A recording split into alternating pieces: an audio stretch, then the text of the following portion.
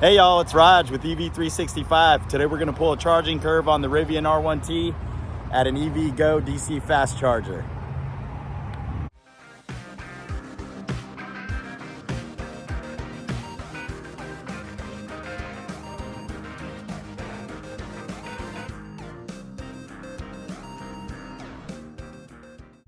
All right, y'all, so we were able to get that charge going pretty smoothly.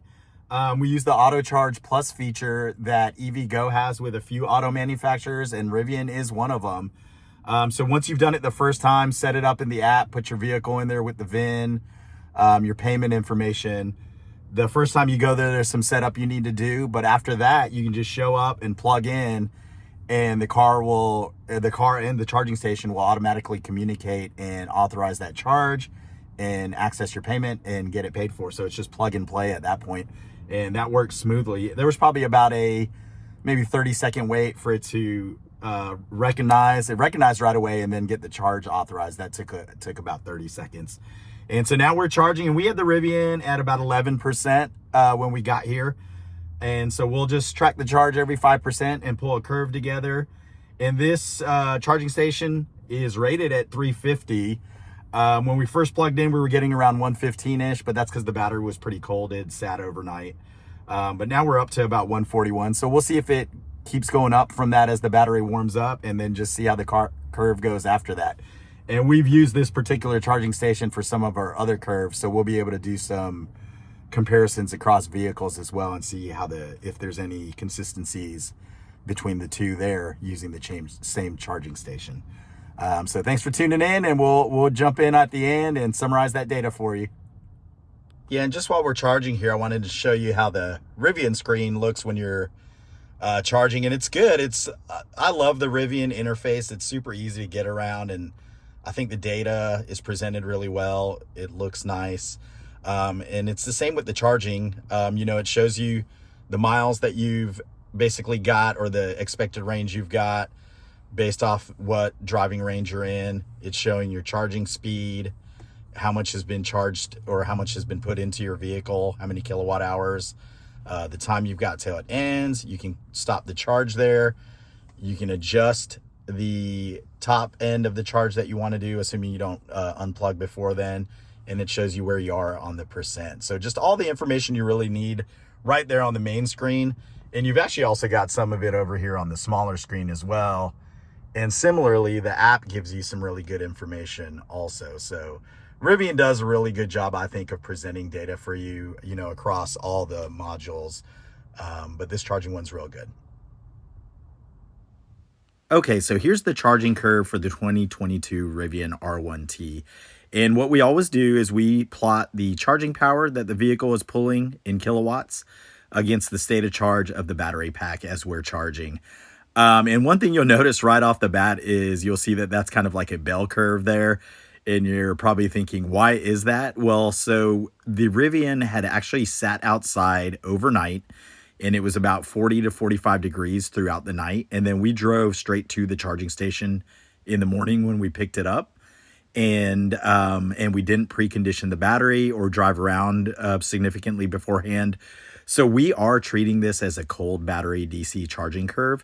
And that's good for us to see, because we can see kind of how the battery responds to getting plugged into a DC fast charger when it's cold like that. And we did plug into a 350 kilowatt cabinet at an EVgo charging station, and we've used that one for a lot of our charging curves.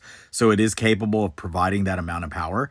But as you can see right off the bat, because that battery was cold, we were only getting about 110 kilowatts at about 10%. And then as the battery warmed up while it was charging, through that charging, it got warmed up. You can see the amount of kilowatts that the vehicle was able to pull was going up and up. And we finally did hit the 210 that you'd expect to see from the Rivian, which is capable of pulling 220 kilowatts.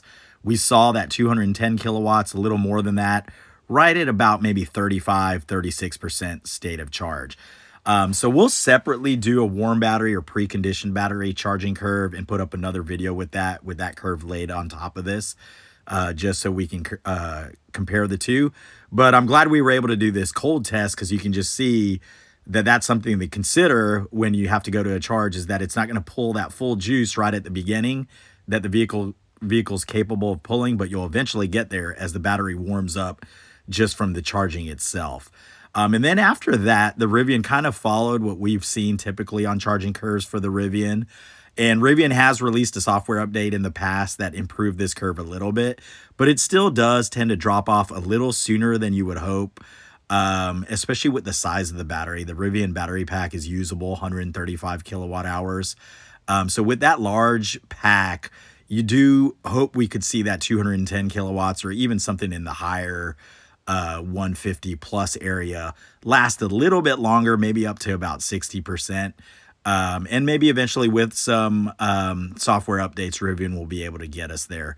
But for now, it does kind of drop off right after about 45% and kind of gradually follow that same slope down. On this curve, we did get a little bit of a plateau there at about 50% that lasted till about 60%, but then it followed that same slope down until we hit 80%, which all vehicles, to protect the battery, drop off quite a bit at 80. The Rivian actually started its drop off at 79 and it dipped right down to about 49 kilowatts being pulled.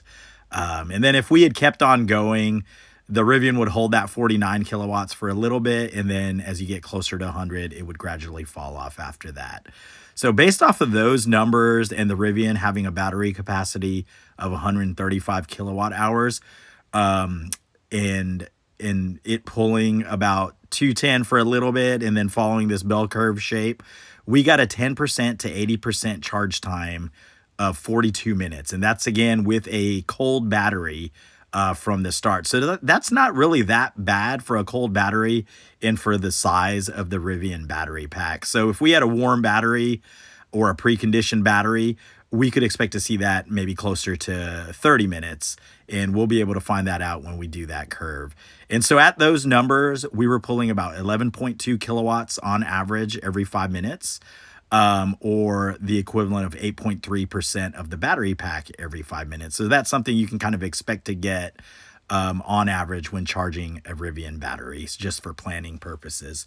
So that's the Rivian charging curve. Like I said, stay tuned to our channel for the warm battery charging curve, and we'll share that with you all. And if you got any questions, let me know in the comments below. And as usual, thanks for watching, and hang loose, y'all.